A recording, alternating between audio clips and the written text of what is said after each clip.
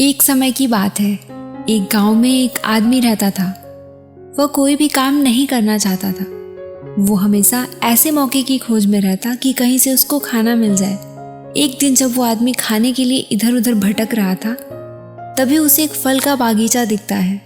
वह उस बागीचे से फल चुराने के बारे में सोचने लगता है। हिम्मत करके उस बागीचे के अंदर चला जाता है और एक पेड़ पर चढ़ जाता है। लेकिन तभी अचानक वहां पर बागीचे का मालिक आ जाता है और वह उस आदमी को पेड़ पे चढ़ता हुआ देख लेता है।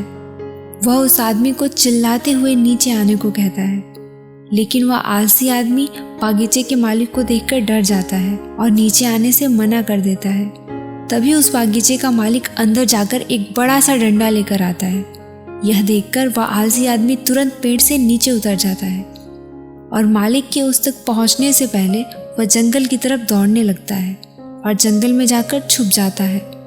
कुछ समय बीतने के बाद वह आलसी आदमी वहां से निकलता है और जंगल के रास्ते से जब वो गांव की तरफ जा रहा था, तभी उसे एक लोमड़ी दिखती है जिसके सिर्फ 2 ही पैर थे और उसके 2 पैर टूटे हुए थे और वह जंगल में रेंगती हुई चल रही थी। यह देखने के बाद वह आलसी आदमी सोचता है कि यह लोमड़ी अब तक इस घने जंगल में जिंदा कैसे है। यह लोमड़ी चल नहीं सकती, तो अपने लिए खाने का इंतजाम वो कैसे करती होगी। इस घने जंगल में दूसरे जानवरों से अपनी जान कैसे बचाती होगी। वह आलसी आदमी अभी यह सोच ही रहा था कि तभी अचानक से वहां पर एक शेर आ जाता है जिसके मुंह में मांस का एक टुकड़ा था और वह शेर उस अपाहिज लोमड़ी की तरफ बढ़ रहा था। शेर को देखकर दूसरे सारे जानवर वहां से भाग जाते हैं और अब वहां पर सिर्फ अपाहिज लोमड़ी रह जाती है। वह आलसी आदमी भी अपनी जान बचाने के लिए एक पेड़ पर चढ़ जाता है और फिर जो होता है उसे देखकर वह आलसी आदमी हैरान हो जाता है। वह शेर उस मांस के टुकड़े को उस लोमड़ी के आगे छोड़ देता है और वहां से चला जाता है। अब वह लोमड़ी उस मांस के टुकड़े को खाने लगती है। आलसी आदमी यह देखकर हैरान हो जाता है और ऊपर वाले की योजना देखकर मन ही मन खुश भी हो जाता है। और तभी वह सोचता है कि ईश्वर के पास सबके लिए कोई ना कोई योजना होती ही है, और अगर ईश्वर के पास इस लोमड़ी के लिए योजना है तो जरूर मेरे लिए भी उसके पास कोई ना कोई योजना जरूर होगी। और तभी वह आलसी आदमी सड़क के किनारे एक बड़ा सा पेड़ देखकर उसके नीचे बैठ जाता है, यह सोचकर कि मेरे लिए कोई ना कोई खाना लेकर जरूर आएगा।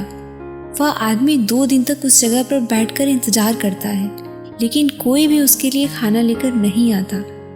आखिरकार जब उसे भूख बर्दाश्त नहीं होती तो वह खुद ही खाने की तलाश में निकल पड़ता है। वह रास्ते से जा ही रहा था कि तभी उसे रास्ते में एक बुजुर्ग आदमी मिलता है। वह आलसी आदमी उस बुजुर्ग आदमी से कहता है, मैं 2 दिन से भूखा हूँ, यदि आपके पास कुछ खाने के लिए है तो कृपया करके मुझे दे दे। तभी वह बुजुर्ग आदमी उसको कुछ खाने और पीने के लिए पानी देता है। खाना खाने के बाद वह आलसी आदमी उस बुजुर्ग से कहता है, 2 दिन पहले जो मैंने देखा आप उस पर विश्वास नहीं करेंगे। मैंने जंगल में एक अपाहिज लोमड़ी को देखा जिसे खुद शेर खाने के लिए मांस लाकर दे रहा था। मैंने सोचा कि ईश्वर के पास मेरे लिए कोई ना कोई योजना जरूर होगी, लेकिन ईश्वर ने उस लोमड़ी पर अपनी दया दिखाई और मुझ पर नहीं। मेरे लिए कोई भी खाना लेकर नहीं आया और आखिरकार मुझे ही खुद खाने की तलाश में निकलना पड़ा। उस आलसी आदमी ने उस बुजुर्ग आदमी से पूछा कि मेरे साथ ही ईश्वर ने ऐसा क्यों किया। तभी उस बुजुर्ग आदमी ने मुस्कुराते हुए कहा, यह सच है कि ईश्वर के पास सभी के लिए कोई ना कोई योजना जरूर होती है और तुम्हारे लिए भी है, लेकिन तुमने उसे गलत तरीके से समझ लिया है। वह तुम्हें लोमड़ी नहीं बल्कि वह तुम्हें शेर की तरह बनाना चाहते हैं। तो दोस्तों, इस कहानी से हमें ये सीख मिलती है कि अगर हम हमारे जीवन को ध्यान से देखते हैं तो हमें यह पता चलेगा कि जिंदगी सबक से भरी पड़ी है और जीवन के हर एक क्षण का एक गहरा मतलब होता है। हम लोमड़ी की तरह मजबूर और लाचार नहीं हैं। भगवान ने हमें इतनी क्षमता तो दी ही है कि हम काम करके अपना पेट भर सके। हमारे पास भी खुद की ताकत और योग्यताएं हैं जिससे हम अपनी स्थिति को बदल सकते हैं, लेकिन उसके लिए हमें प्रयास करना पड़ेगा, हमें काम करना पड़ेगा, तभी हम उस शेर की तरह बन पाएंगे।